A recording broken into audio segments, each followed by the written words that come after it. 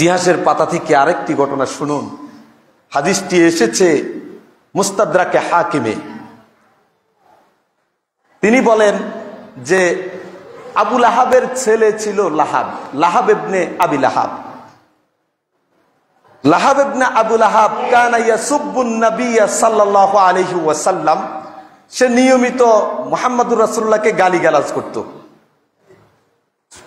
আবু লাহাবের ছেলে লাহাব, সে গালিগালাজ করত।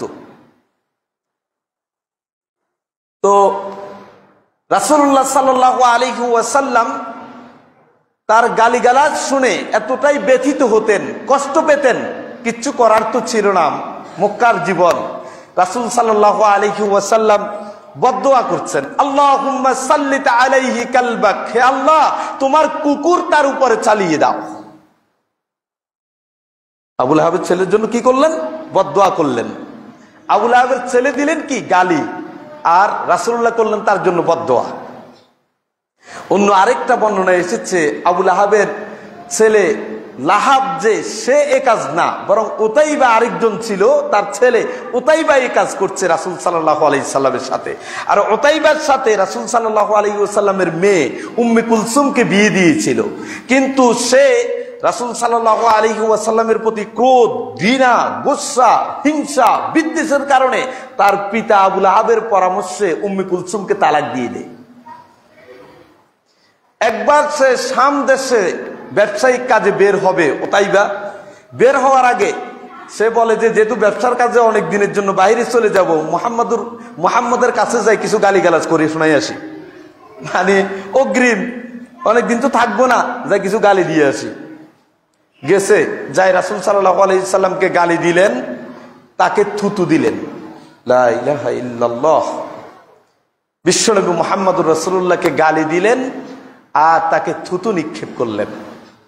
তখন রাসূল সাল্লাল্লাহু আলাইহি ওয়াসাল্লাম বদদুয়া করলেন, আল্লাহুম্মা সাল্লিত আলাইহি কালবাম মিন কিলাবিক, আল্লাহ তোমার কুকুরগুলির একটা হিংস্র কুকুর তার উপর চালিয়ে দাও। ফাখরাজা ফি কাফিলা, ফিরে এসে সে কাফেলার সাথে বের হয়ে গেলেন ব্যবসায়িক কাজে, শাম দেশে যাবেন। ফানাজালা মানজিলান, রাত্রি নেমে এসেছে, এক জায়গায় তারা থাকার জন্য অবতরণ করলেন। তখন ওই আবু লাহাবের ছেলে লাহাব হোক অথবা উতাইবা হোক, সে বলতেছে, ইন্নী আখাফু দাওয়াতা মুহাম্মদ, মুহাম্মদ যে আমাকে বদদুয়া করেছে ওই বদদুয়ার ভয় করতেছি আমি। রাতে থাকবে, মুহাম্মদের বদদুয়ার ভয় করতেছে। তখন তার সঙ্গী সাথীরা বলল, কাল্লা, তুমি কিসের জন্য ভয় পাও? আমরা এতজন তোমার অনুসারী, তোমার সাথী বন্ধু আছি, ভয় কেন তোমাদের?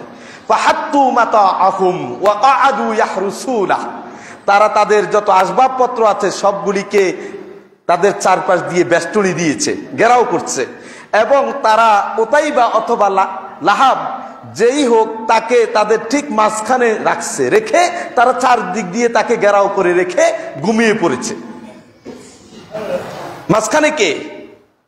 আবু লাহাবের ছেলে, আর চারদিক হলো তার এই সফর সঙ্গীরা, এবং তাদের আসবাবপত্র দিয়ে চারদিকে ব্যারিকেড দেয়া। রাতের গভীর, ফাজা আল আসাদ, এক সিংহের আগমন ঘটল। ফাজা আল আসাদ ফান্তাযাহু ফাযাহাবা বিহি, ওই আসাদ সিংহ এসে প্রত্যেক ব্যক্তি যারা শুয়ে আছে তাদের মাথা শুকে শুকে ঘ্রাণ নিলেন। ঘ্রাণ নিয়ে খুঁজতেছে ওই সেই কুলাঙ্গার যে বিশ্বনবীকে গালি দিয়েছে, সে কে, কোথায়? যখন চারদিকে থাকা লোকগুলিকে কাউকে পেল না, সে এক জাপ দিয়ে মাঝখানে ঢুকলো, ঢুকে যে আছে তার মাথায় শুকে সে পেয়ে গেল কাঙ্ক্ষিত ব্যক্তিকে, তাকে চো মেরে সেখান থেকে নিয়ে গেল। বাঁচার কোন উপায় আছে? আল্লাহুম্মা সাল্লিত আলাইহি কালবান, আল্লাহ তার উপরে তোমার কুকুর চালিয়ে দাও। কেমন হিংস্র কুকুর চালিয়ে দিছে! রাতের গভীরে বাঁচার জন্য ওই সিংহ পর্যন্ত ঘ্রাণ শুকে বুঝে ফেললেন কোনটা আল্লাহর নবীর দুশমন। আপনি বাঁচবেন কেমনে? প্রতিশোধ কোথায় থেকে আসবে? আকাশ থেকে। প্রিয় ভাইয়েরা, এগুলি আবেগ আপ্লুত হয়ে যাওয়ার মতো কথা। আমরা কতটা ভালোবাসি আমাদের নবী মুহাম্মদুর রাসূলুল্লাহ সাল্লাল্লাহু আলাইহি ওয়াসাল্লামকে। তারা যদি বুঝতো, তারা যদি জানতো